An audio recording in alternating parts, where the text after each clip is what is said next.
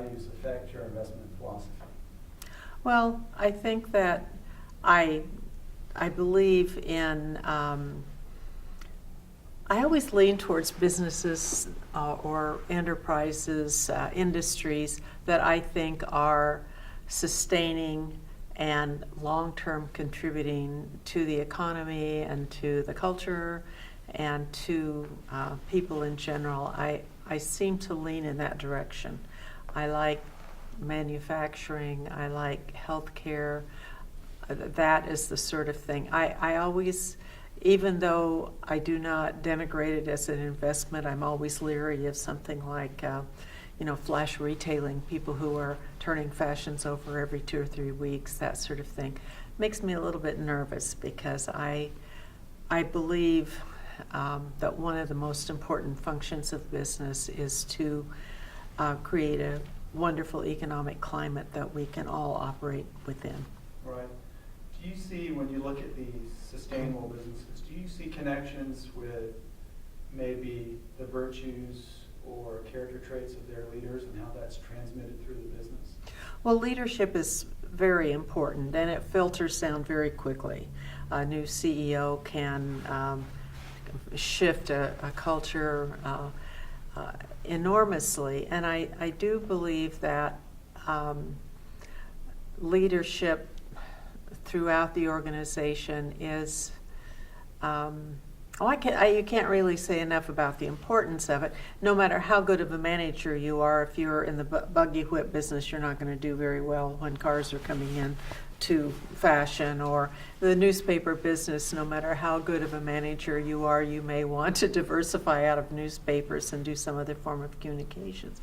A brilliant manager cannot make a bad business profitable. I understand that, but a bad leader can ruin a good business, and so that's where we start from.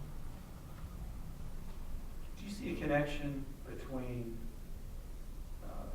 these character traits, or maybe even virtues, and the time horizon of the managers that you encounter when you invest? Like how forward-thinking they are, how far they're looking out on the horizon for their business? I do think that a longer-term manager has more of an investment in a company. I am a little nervous about a company that has a new CEO every 2 or 3 years, and I'll tell you why. It's easier for a short-term manager to manipulate earnings and manipulate sales and inventories and so forth to make his performance look better than it is, and then when he's out the door, off it goes.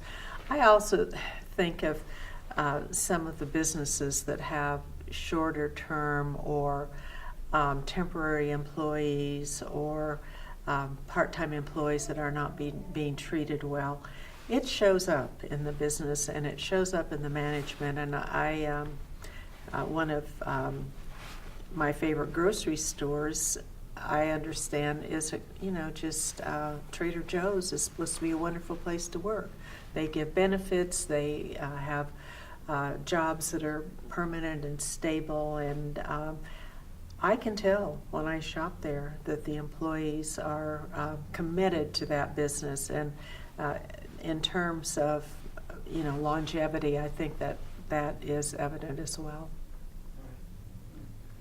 So do you see a connection between, let's just say maybe you talked about short-term earnings manipulations, inflating accruals and whatnot. Mm-hmm.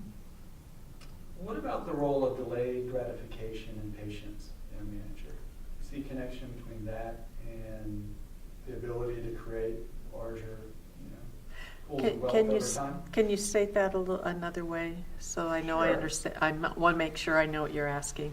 What about, you talked about fulfilling the urge to meet near-term goals of earnings at a company. What can you say about maybe the people who have the wherewithal or patience to say, we're not going to do that. We're making this long-term investment. It'll pay off in time. I think that's very hard in today's market. Very, very difficult. I was hoping that this recession might have taught us a lesson. A lot of it had to do with a overbuild, overheated, overenthusiastic real estate market. different, and right now there's all this discussion about the factory in Bangladesh that burned down and what cheap clothing has to do with that and having new things all the time.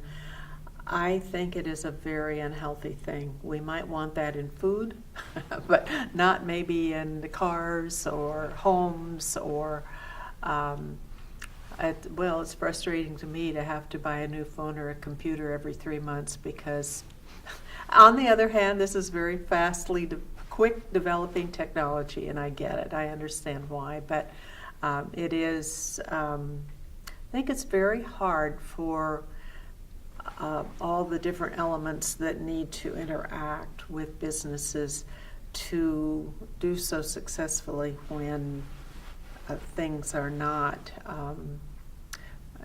you don't see a long-term direction. And so if you're a supplier or a retailer or wholesaler, it might make your job worse. Right. So do you think markets are moral? I don't think markets have a morality one way or another. I think markets are like nature. Nature does what nature does. Trees bloom and they don't, the leaves come out. It doesn't have anything to do with morality. It has to do with the nature of trees.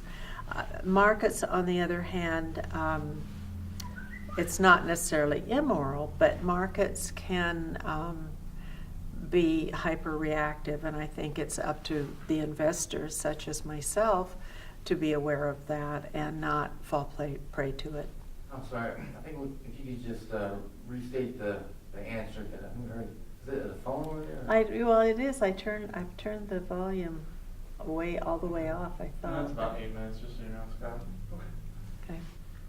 If you could, Scott. Was it our market? Do markets have morality? You want me to start from Really the from the beginning? part about that they're amoral. That's about where you picked it up. You were stating that markets are amoral. That you had already said the part about nature. Yeah. So I don't think markets have a morality, but they can be overreactive, and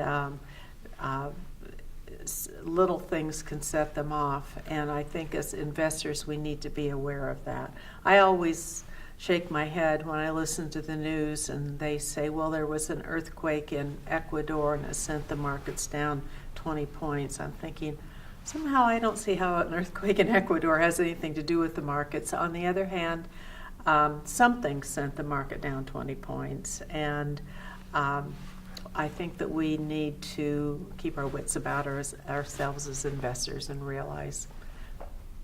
Do you think they reinforce good behavior over longer periods of time, or reinforce virtue?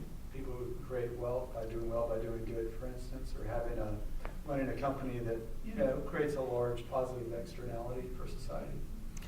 Well, I think businesses tend to do that, and there are businesses that maybe don't. And I'm not sure. In the short run, we can't see that. And I think a good example is the energy business. We would be better off as a world if we use fewer fossil fuels and we went more to renewable energies of wind, solar, whatever. However, the markets right now are set up so that utilities companies can survive and make profits off of energy, and it's a survival instinct for them to want to do that. Yes, we could have a solar panel on every single house, but right now they're building huge solar facilities out in the middle of the desert, and they have to build huge transmission lines, which are becoming very controversial.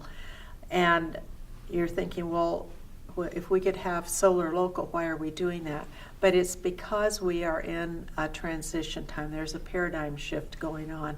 And I don't think that we really know where we're going with it exactly.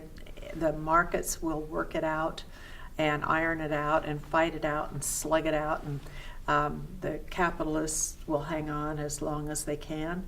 And new capitalists will take over eventually. I I think it's very difficult for consumers to be in that market, but that's the way things are. Do you think a free enterprise system is important to investing?